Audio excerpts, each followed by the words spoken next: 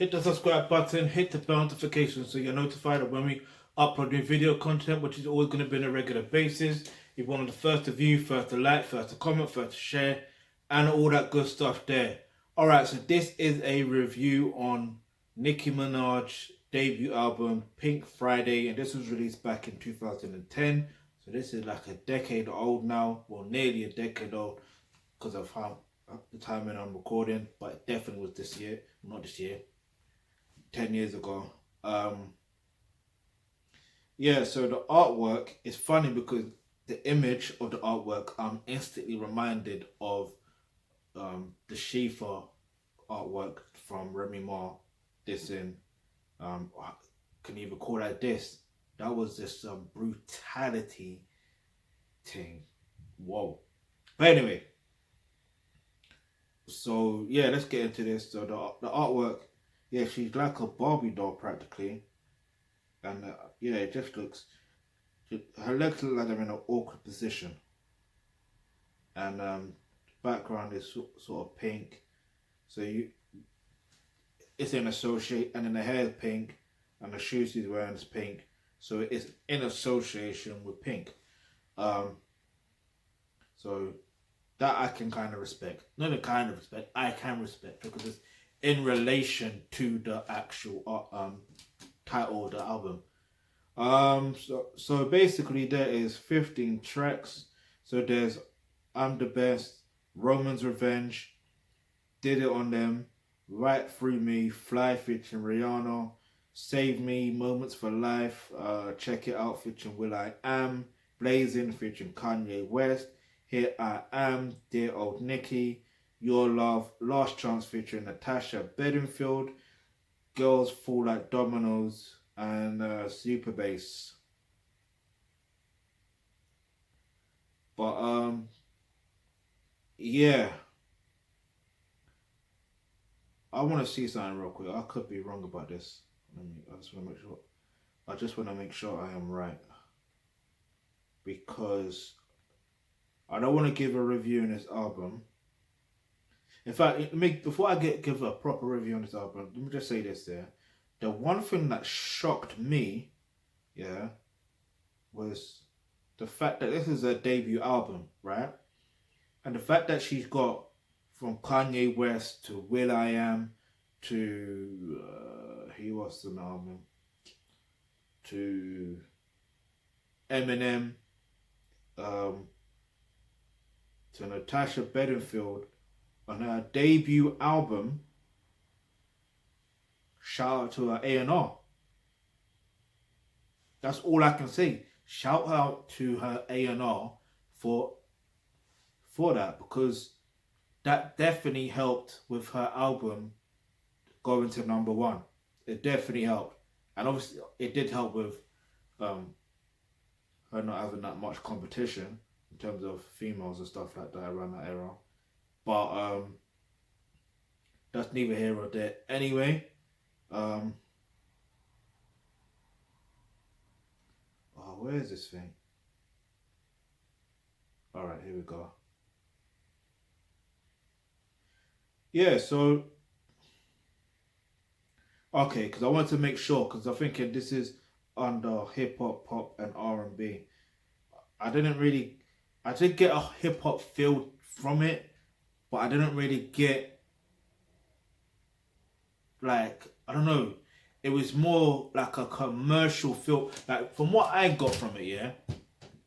In fact, I'll go into it a bit later. Let me just do what I normally do. Alright, so basically, if you follow me, I take one song, whether it's in context or out of context, that's neither here or there. So I'm gonna talk about the song Save Me. And the reason why I talk about the song Save Me, whether it's out of context or in context, is because the reality is, you know, women put up this front that they want to be saved. And the moment the guy saves them, she ends up going with the next guy. Now, some guys don't get it. You're not supposed to save women. The woman has to save herself. Sounds crazy. but they put out this perception in like, you know, fairy tales and all that stuff there. Like if you think about Rapunzel and flipping, even in flipping video games, like Mario, like Super Mario, like if I remember correctly, I swear you're supposed to be saving some next gal, some next princess. Do you see what I mean? So it's like it's already embedded in your brain that you're supposed to be saving gal, but that's not how it works. That's not how it works. Because the moment if you're a man watching this, you've probably been through this process where you rescue a damsel in distress, right? You rescue her, and then she mistreats you. She's dominant, like she dominates over you. Like, leave your answer in the comment section below if you've experienced that, because that's the reality. You ain't supposed to save them. You ain't supposed to rescue them. Like, you're supposed to let them save themselves. And if you're a woman watching this, you know damn well you're supposed to be saving yourself. And normally how they save themselves is through natural selection. In other words, they rather deal with breeding and all that stuff there. If we're going to talk about life in general, breeding with alpha males. That's who they want. That's who they need. That's who they prefer. And they don't. And it's funny because when it comes to alpha males, they know they can't be dominant over alpha males. They can't dominate alpha males because alpha males dominate them. Do you get it? So click the link in the description box below where it says become a member of the Thealkebulantrust. When you do that, you get access to online courses such as roles and relationships. That's where you're going to find out the real truth on how dating and relationships really work. Yeah. Plus, if you're a man watching this, you will learn how to develop yourself as a thoroughbred alpha male.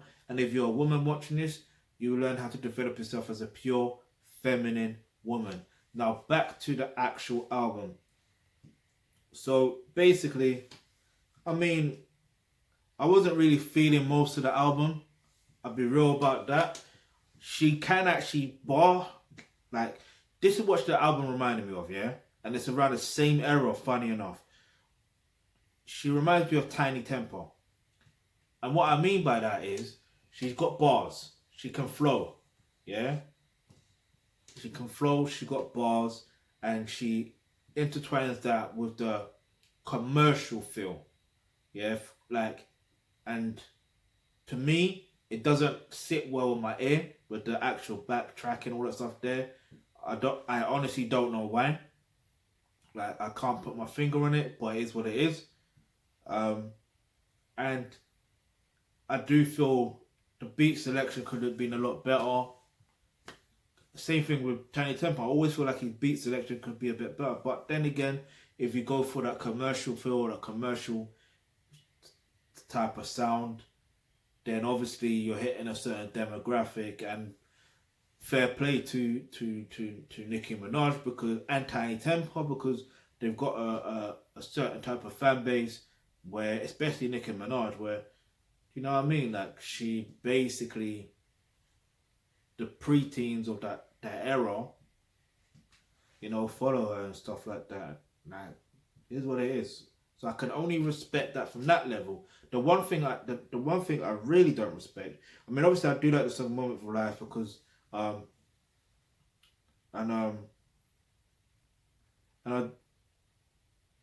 here's the thing.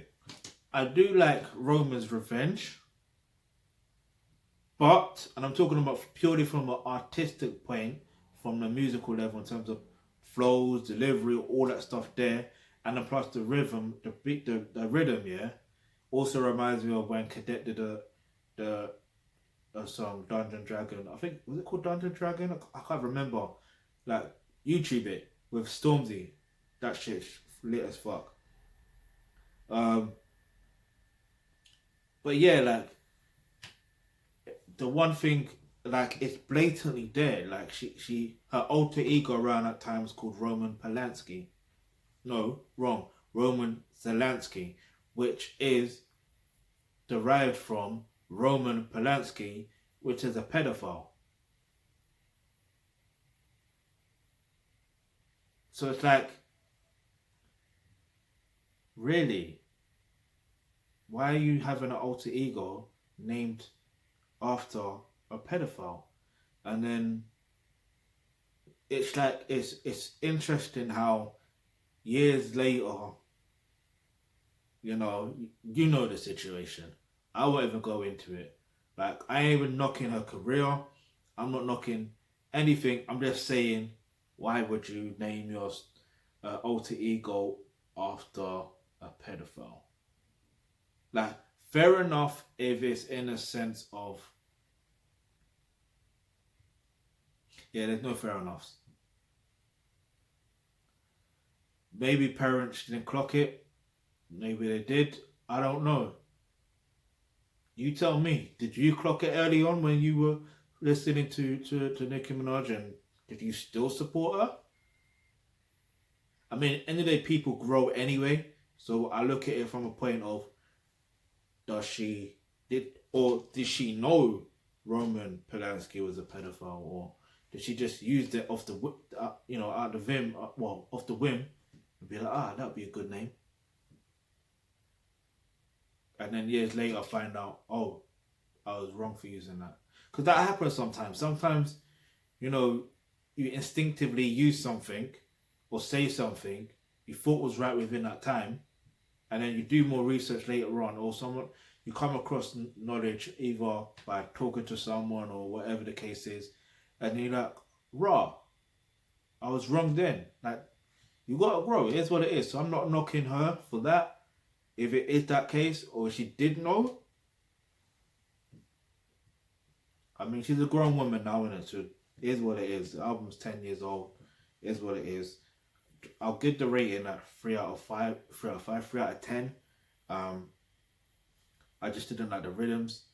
The rhythms of most of this, it was too commercial for me. I just didn't like it. But there are some standout tracks. Like I said, Roman's Revenge, even though I know Roman Polanski, but it's just the flow and the rhythm, second to none. Then I did like Moment for Life featuring Drake. I think, did I mention Drake was an album? I forgot. And then I do like, for some reason I do like Your Love.